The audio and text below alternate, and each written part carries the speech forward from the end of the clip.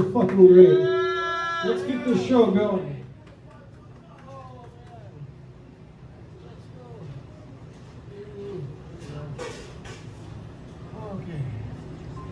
Okay, here we go.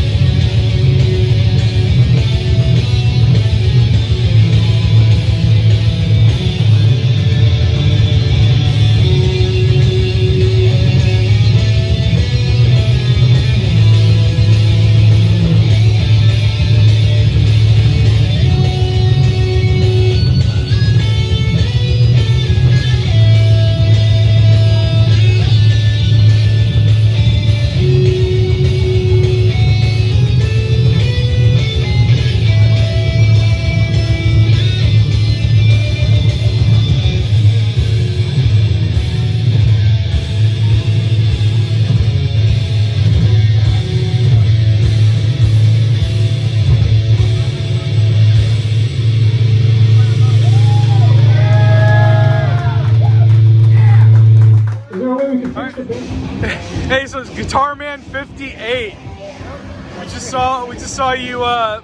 You're like a one-man band. Yeah, I play along the drum tracks that I make using 2 tracks, Easy Drummer 2, and I use the Metal Foundation kit.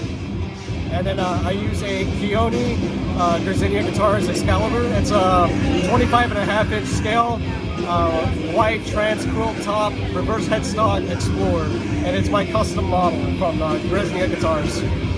That's pretty cool, man. So what made you decide to be like a one-man band? I've been on Twitch for about almost a year and a half, and I've been on Instagram for almost 5. And a lot of my fans and followers have like encouraged me to go ahead and take this stuff live. I didn't really know how to do it until I saw this Devin Townsend thing. Yeah, I saw you wearing. Yeah, you wearing his. Yeah, I'm a huge Devin Townsend influence, like a person that's influenced by Devin Townsend, Matt Hayfield, and we can get into that later.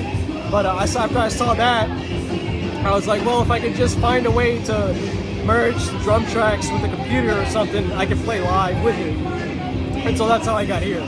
Okay. Is this your first performance? No, I've been playing all year since around January. Okay. Excuse me. Yeah. Are you from the Corpus Christi area? Yeah, I'm from Corpus Christi for like 9 years, but I'm originally from Odom, Texas, which is a small like shit-kicking town of 2,000 people, more or less. Where the hell's that? Exactly. I have never heard of it. Fuck nowhere. So, no, okay. It's outside of Calallen, Texas. I don't know where that is either, man. It's way out in the sticks. Okay. Yeah, when you hear banjos, you've gone too far. Okay, right on. Yeah. So you decided not to play banjo, to play guitar. I've been playing guitar since 2010. Okay. Yeah, it probably doesn't seem like it, but yeah, I've been playing guitar since 2010. I do what's right enough for me, what I need to perceive as far as like a musical mindset of what's going on in my head. So just how I play is how the songs sound in my head. Just like every other musician, mine's just a little bit different. Now, since you have been playing out and you've been playing, with your tracks, has anybody like come up to you and asked if you wanted to play with them? Tons. The whole reason why I don't refuse, but I just simply don't have time, because I'm between college, work, relationships, families. I just don't have the time to invest in somebody, and I don't want to burden somebody with waiting on me all the time. So, I mean, I've jammed with some guys around here, and we talked about jamming in here and there, but every time I have an open space, something just always comes up, which isn't an excuse. It's real shit. Like, I just don't have time for that, and I don't want to burden anybody with waiting on me. Fair enough. So the name Guitarman58. I got the name Guitarman from a friend out of Kingsville. She had like always noticed that I play guitar everywhere, but she didn't really know my name. And then we kind of talked for months, and I never knew that she didn't know my name. So she just called me Guitarman. So I was like, well, I guess that's what I'm going to go by. And then I made an Instagram account, Guitarman, but that was taken, so I needed a number. And then my jersey number at Brighton football was 58. So I just put the two together in Guitarman58. And then when I was going to go ahead and play live this year, I needed a name to go by. And that's just quick to my head was the Instagram handle, so everyone knows who I am. All that's on Instagram, all 500 and something followers I have. On Twitch, all 100 and something people that follow me on Twitch too. They all know who I am that way, so I changed the name. So I just stuck with it. I just took the underscore out. Yeah, that's the way it stuck. And a lot of people tell me it sounds like a shitty PlayStation Network name. But I'm like, it sounds like it, but really it's from Instagram, so that's where everyone knows me from. So I'm thinking about taking the 58 out of my name, but it gives it some. Well, you said that was your football number? Yeah, 58 was a football number. What did you play? I played defensive tackle in high school, then I played linebacker in junior high. So yeah, okay. Yeah. Wasn't very good, so I thought I'd give it a. No, I was defensive tackle and defensive end, but I wasn't very good, so I thought I'd give the number a better meaning, which is something else that I am good at, which I've always been sort of good at. Sure. Yeah. Well, it's an interesting rig that you have. Yeah, I use a Line 6 Helix rack unit, and I could have gone with the floor unit, but just with the rack, you just pick it up in the rack case, and it's got a foot controller that fits right underneath the power conditioner I have. And then I run an aux cable going from loop 3 and loop 4 into the auxiliary or the headphone out of the laptop, and then I control the drum tracks with the volume up, volume down. It's pretty simple. Okay. Well, that's cool that you figured out how to be able to perform live as a one-man band. It was pretty interesting to watch. Yeah. I'm not the only one, there's other guys here in Corpus.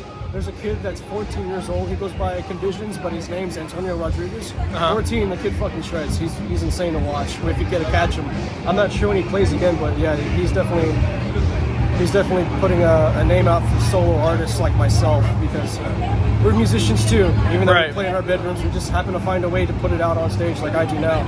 Surely I don't pull or draw on a bunch of people, but the most important thing is that I'm doing what I love, and putting my music out there, because you know, through Twitch I would get weird people, not weird people, but I'd get weird locations of people watching me from like Indonesia, from Sweden, England, like Wyoming, or you know, wherever.